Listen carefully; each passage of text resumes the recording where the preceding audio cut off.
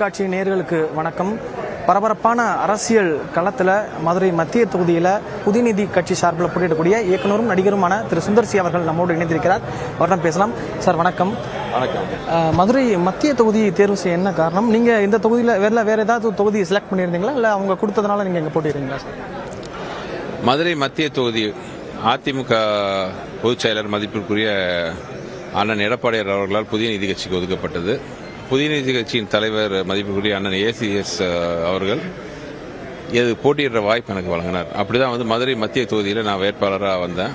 ஆனால் மதுரை எப்பவும் எனக்கு ஒரு ஸ்பெஷலான ஒரு ஊர். ஸோ இங்கே எனக்கு வேட்பாளராக, அது இரட்டைலை சின்னத்தில் வேட்பாளராக போட்டியிடுற வாய்ப்பு கிடைச்சோன்னா அந்த சந்தர்ப்பத்தை நான் இழக்க விரும்பல.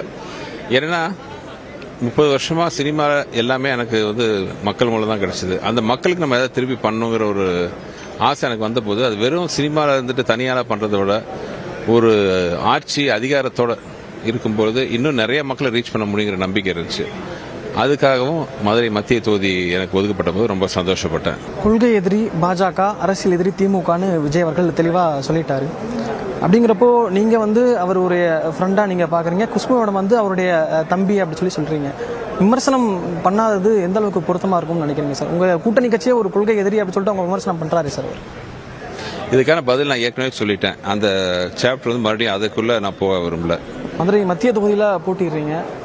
தேர்தல் முடிவுகள் மாற்றம் இருக்கும் பட்சத்தில் அரசியலில் தொடர வாய்ப்பு இருக்கா, இல்லை சினிமாவில் கண்டினியூ? இன்னொரு கோணத்துக்கே நான் போல. மதுரை மத்திய தொகுதி எலெக்ஷன்ல அதிமுகவின் தலைமையிலான இரட்டை இலை கண்டிப்பாக வெல்லும். வென்றதுக்கு அப்புறம் என்னோட முழு பணி பார்த்தீங்கன்னா மதுரை மத்திய தொகுதி மக்களுக்கு தான். அதில் எந்தவித மாற்றமோ எதுவுமே கிடையாது. என்னை பொறுத்தவரை நான் முழுக்க மதுரைக்காரனாக தான் இருக்கேன். சட்டசபை நிகழ்வுகளை தவிர மற்ற நேரத்திலாம் மதுரையில் தான் இருப்பேன். இதுதான் என்னோட ஸ்டான்ஸ். திரு எடப்பாடி பழனிசாமி அவர்கள் அதிமுக தலைமையிலான கூட்டணி அப்படிங்கிறது, பிரதமர் மோடி அவர்கள் தமிழ்நாட்டுக்கு பிரச்சாரத்துக்கு வந்தபோது என்டிஏ கவர்மெண்ட் அமைப்போம் அப்படின்னு சொல்றாரு. முன்னுக்கு முரணா இல்லையா சார்? மக்களுக்கு ஒரு குழப்பம் ஏற்படாதா? என்டிஏ கூட்டணி தமிழ்நாட்டில் எடப்பாடியார் தலைமையிலான கூட்டணி. பிரதமர் அவர்களும் தெளிவாக சொல்லிட்டாங்க, மக்களுக்கும் தெளிவாக தெரியும். இதில் நான் ஒன்றும் புதுசாக சொல்லி புரிய வைக்கணும்னு அவசியம் இல்லைன்னு நினைக்கிறேன். சார், இப்போ நிறைய விமர்சனங்கள் என்னன்னா, திரு சுந்தரிசி அவர்கள் மதுரைக்காரர் கிடையாது, வெளியூர்ல இருந்து இங்க போட்டி போறாரு, அவருக்கு என்ன தெரியும் அப்படிங்கிற மாதிரி தான் நிறைய அரசியல் விமர்சகர்கள் சொல்றாங்க. அதை நீங்க எப்படி சார் பாக்குறீங்க? சார், 10 வருஷத்துக்கு முன்னாடி இப்ப எதிர்கட்சி வேட்பாளர் அவர் 25-30 வருஷம் அமெரிக்காலையும் ஃபாரின்லயும் கார்பரேட் கம்பெனிக்கு வேலை செஞ்சுட்டு தான் வந்தார். அவர் மாதிரி நான் வெளிநாட்டிலேருந்து வரல, இங்க இருக்கிற சென்னையில தான் வந்திருக்கேன். தமிழ்நாட்டுக்காரனா நான் வந்திருக்கேன். நான் ஒரு அடிமட்டத்திலிருந்து, ஒரு சராசரி மிடில் கிளாஸ் குடும்பத்திலிருந்து தனியால சென்னைக்கு போய் கஷ்டப்பட்டு என்ன நானே உருவாக்கி என்ன நானே செதுக்கி 30 வருஷமா சினிமாவில் அவ்வளோ காம்படிஷன் மிக்க ஒரு சினிமா இண்டஸ்ட்ரியில் 30 வருஷமா போராடி நான் நின்றுருக்கேன். ஸோ அப்படி இருக்கும்போது என்ன போய் வெளியூர்காரன்னு சொல்றதில்ல. இது தமிழ்நாடு. நம்ம தமிழில் நான் ஒரு படம் எடுக்கிறேன்னா அது கோயம்புத்தூருக்கு ஒரு படம், திருநெல்வேலிக்கு ஒரு படம், சேலத்துக்கு ஒரு படம், திருச்சிக்கு ஒரு படம், மதுரைக்கு ஒரு படம் எடுக்கல, தமிழ்நாட்டுக்கு படம் எடுக்கிறேன். ஸோ தமிழ்நாட்டில் இருக்கிற ஒரு தமிழன் எங்கே வேணாலும் நிற்கலாம் தமிழ்நாட்டுக்குள்ள. அந்த வகையில் நான் நினைக்கிறேன். நான் திடீர்னு 25 வருஷம் அமெரிக்காவில் இருந்துட்டு டகால் இங்கே தேர்தலில் நிற்கல. சினிமாவில் வடிவேல் சாருக்கும் உங்களுக்கும் நல்லா காம்போ, நல்லா செட் ஆகும். அரசியல் நீங்கள் வந்திருக்கீங்க, அவர் உங்களுக்காண்டி பிரச்சாரம் பண்ண வாய்ப்பு இருக்கா சார்? இல்ல, நான் என்னோட சினிமா நண்பர்கள் யாரையுமே பிரச்சாரத்துக்கு வாங்கன்னு நான் கூப்பிடல. இது என்னோட களம். நான் ஒரு முடிவு எடுத்து நான் நின்றுருக்கேன். அதுல இஷ்டப்பட்டவங்க வரலாம் இல்லையா, நான் யாரையும் வாங்க நான் சொல்லலை. ஏன்னா அவங்களுக்கு அந்த தர்மம், அவங்க ஒவ்வொருத்தரும் ஒவ்வொரு பொலிட்டிக்கல் ஸ்டாண்ட் இருக்கும், ஒவ்வொரு தாட் இருக்கும். அதை நம்ம டிஸ்டர்ப் பண்ணக்கூடாது. ஸோ அந்த வகையில் நான் யாரையும் விட்டையும் அந்த மாதிரி கேட்கல. ரஜினி சாருடைய 173வது படம் நீங்க இயக்குற மாதிரி இருந்துச்சு. ஸோ இது ப்ரீ பிளான்டா பொலிட்டிக்கல் என்ட்ரி ஆறனால தான் அது கைவிட்டீங்களா சார்? இல்ல, அந்த சமயத்தில் அதை பத்தி எதுவுமே இல்லை. அது காரணங்கள் வேற. அதுக்கு இதுக்கு எந்தவித சம்மந்தம் இல்லை. என்னோட அரசியல் என்ட்ரிக்கும் அந்த படத்துக்கும் எந்தவித சம்மந்தமும் கிடையாது. கலகலப்பு 3 படத்தில் நீங்க முன்பணம் வாங்கிட்டு பணம் திருப்பி தராம மிரட்டுறதா சென்னை காவல் ஆணையர் அலுவலகத்தில் உங்க புகார் உங்க தான் தெரிவிச்சிருக்காங்க. இந்த எலெக்ஷன் நேரத்தில் இந்த புகார் அப்படிங்கிறது எப்படி பாக்குறீங்க? இது ஆக்சுவலா ரொம்ப ஒரு அரசியலுக்காக என்னெல்லாம் பண்ணுவாங்கன்ட்டு இதெல்லாம் எதிர்பார்த்து தான் இந்த மாதிரி ஏதாவது பண்ணிட்டு இருப்பாங்கன்ட்டு. ஏன்னா நான் அடிக்கடி சொல்றேன், என்கிட்ட குறை சொல்றதுக்கு எதுவுமே இல்லை. ஏதாச்சும் புதுசாக கண்டுபிடிச்சி இவங்க கிரியேட் பண்ணுவாங்க. அன்னைக்கு ஒரு 2 நாளைக்கு முன்னாடி பார்த்தீங்கன்னா நான் கறிக்கடையெல்லாம் மூடுவேன் அப்படின்னு சொன்னேன்ட்டு ஒரு ஃபேக்காக ஒரு நியூஸ் கிரியேட் பண்ணாங்க. அடுத்து அந்த படத்துக்கு என் மேலே கம்ப்ளைண்ட் கொடுத்துருக்கிற mister Manikandan and mister Ashok 2 பேரும் பார்த்தீங்கன்னா நான் அவங்கள சகோதரர்கள் மாதிரி பழகினேன். எஸ்பெஷலி அந்த தினேஷுங்கிறவர் என்னோட கூட பிறந்த தம்பி மாதிரி தான். நவம்பர் 25 வரைக்கும் அவர் நான் கான்டாக்டில் தான் இருந்தோம். நான் நான் படம் பண்ணுறேன், அதுக்கான அட்வான்ஸ் கொடுத்தாங்க, இது உண்மை இல்லைன்னு நான் சொல்லலை. ஆனால் அந்த நேரத்தில் படம் பண்ணுறதுக்கு நான் ஷூட்டிங்கான ஏற்பாடெல்லாம் பண்ணிட்டு இருக்கும்போது திரு மணிகண்டன் ஐட்ட அவர் ஆக்சுவலாக அமெரிக்காவில் ஒரு கம்பெனி வச்சிருக்காரு. அந்த கம்பெனியில் அங்கேருந்து அமெரிக்காவில் நீங்கள் மணி டிரான்சாக்ஷன் பண்ணுறது கொஞ்சம் டிஃபிகல்ட்டியாக இருக்குது, அதனால் நான் படம் தள்ளி ஆரம்பிச்சிக்கலான்னாரு. எனி டைம் பிரதர், நீங்கள் எப்போ வேணாலும் பண்ண சொல்லுங்கள், நான் படம் ஆரம்பிச்சிக்கலான்னு சொல்லிட்டேன். இதுதான் எனக்கு அவருக்கு நடந்த கான்வர்சேஷன். அதுக்கப்புறம் பார்த்தா எனக்கு நேற்று இந்த தகவல் வந்தபோது தான் எனக்கு சிரிப்பாக இருந்துச்சு. ஏன்னா ஏதாவது ஒரு சாட்சி சொல்லணும். அவங்க என்கிட்ட பணத்தை திருப்பி கேட்டாங்கிறதுக்கான ஒரு ப்ரூஃப், இல்லை நான் பணம் கொடுக்க மறுத்தேங்கிறதுக்கு ஒரு ப்ரூஃப், ஏதாவது ஒரு வாட்ஸ்அப் கால், இல்லை ஒரு மெயில், இல்லை ஒரு நினைவூட்டல் கடிதம், இல்லை அவன் என்கிட்ட நேரடியாக அது பணம் கேட்டதுக்கான ஒரு ஆதாரம், ஏதாச்சும் ஒன்று சொன்னால் அது குற்றத்தை ஒத்துக்குவேன்.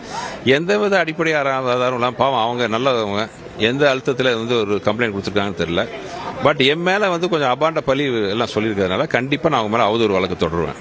இன்னொன்று பிடிஆர் என்ன எம்ஜிஆரா பார்த்துக்கலாம் அப்படின்னு சொல்லிட்டு நேற்று ஒரு வார்த்தையை சொல்லியிருந்தீங்க. ஏன் சார் அவர் இன்னொன்று சொல்றாரு சார், அவர் தமிழ்நாட்டிலேயே எந்த தொகுதியுமே இல்லாத அளவிற்கு ஒவ்வொரு 6 மாசத்துக்கு ஒரு தடவை என்னென்ன திட்டங்கள் கொண்டு வந்தேன் அப்படின்னு சொல்லிட்டு ஒரு செயல்பாட்டு அறிக்கையாக கொடுத்துட்டு இருக்காரு. அப்படிங்கிறப்போ இந்த விமர்சனம் அவர் மீது வைக்கும்பொழுது அது சரியா இருக்கும்னு நினைக்கிறீங்களா நீங்க? அந்த செயல்பாட்டு அறிக்கையெல்லாம் பார்த்தீங்களா? அரசாங்கத்தோட பேசிக் வெல்ஃபேர் ஸ்கீம்லாம் இருக்கும். முதியோருக்கு வர உதவித்தொகை, ரேஷன் கார்டு கொடுக்க வேண்டியதெல்லாம் அரசாங்கத்தோட கடமை. அது ஆட்டோமேட்டிக்காக ப்ரொசீஜராக அதிகாரிகளால் நடக்கக்கூடிய விஷயங்கள். அதெல்லாம் தான் ஒரு ப்ரோக்ரஸ் கார்டில் போட்டிருக்காரு. இத்தனை பேருக்கு ரேஷன் கார்டு வாங்கி கொடுத்தோம், இத்தனை பேருக்கு ரேஷன் கார்டு புதுப்பித்தேன். ரேஷன் கார்டு புதுப்பித்ததெல்லாம் எம்எல்ஏக்கு சாதனையா? அது அரசாங்க இயந்திரத்தின் அடிப்படை வேலைகள், அடிப்படை கடமை. ஸோ இந்த மாதிரி தான் இது இருக்கு. இன்னொன்று அப்படி அவர் நல்லபடியாக அப்படி ஒரு எஃபெக்டிவான ஒரு மினிஸ்டரா, திறமையான மினிஸ்டரா இருந்தாருன்னா அவரையும் அவரோட முதலமைச்சரே டீப்ரமோட் பண்றாரு. நீங்க மத்திய தொகுதியில் வெற்றி பெற்றா மக்களுக்கு செய்யக்கூடிய முதல் திட்டமோ பணி என்னவா இருக்கும்? முதல் திட்டம் மதுரையில் இருக்கிற மிகப்பெரிய பிரச்சனை கழிவு நீர் பிரச்சனை. அதாவது சாலைகளில் மட்டும் இல்ல, மக்கள் குடியிருக்கிற பகுதியிலும் சரி, சில சமயம் ஒரு சின்ன மழை பெஞ்சாலே வீட்டுக்குள்ளேயும் கழிவு நீர் பூந்துருது, குடி தண்ணீர்லையும் கழிவு நீர் கலக்குது. முதல்ல இந்த கழிவு நீர் பிரச்சனைக்காக ஒரு சொல்யூஷன் பண்ணணும். ஒன்று. ரெண்டாவது, ஒரு தங்க நகரமா கோபுர நகரமா இந்த மதுரை இப்ப ஒரு குப்பை நகரமா மாறி இருக்கு. அந்த அவப்பேரை மாற்றணும், மறுபடியும் ஒரு சுத்தமான மதுரை உருவாக்கணும். இதுதான் என்னோட முதல் பணியா இருக்கும். மதுரை கோவைக்கு மெட்ரோ திட்டம் தரல அப்படிங்கிறது திமுகவினர் குற்றம் சாட்டுறாங்க. நாங்க திட்ட அறிக்கையை கொடுத்துட்டோம் அப்படின்னு சொல்லிட்டு. நேற்று முன்தினம் மகாராஷ்டிரா முதலமைச்சர் மதுரைக்கு வரும்பொழுது என்ன சொல்றாங்கன்னா, எங்க கட்சி சார்ந்தவரை ஜெயிக்க வைங்க, மதுரைக்கு மெட்ரோ ரயில் ஓடும் அப்படின்னு சொல்லியிருந்தாரு. முதல்வரும் நீங்க பிளாக்மெயில் பண்றீங்களா அப்படின்னு அந்த மாதிரிலாம் கேட்டு பார்த்தாரு. ஆக்சுவலாக என்ன சார் அது, ஒரு கட்சி அவங்க சாதகமானவங்க ஜெயிக்கா மட்டும்தான் மெட்ரோ திட்டம் அந்த மாதிரி கொண்டு வரதுக்கான அந்த ஒரு இதில் தான் பேசியிருக்காரு அவர். இல்லை சார், இது ஒரு அழகான ஒரு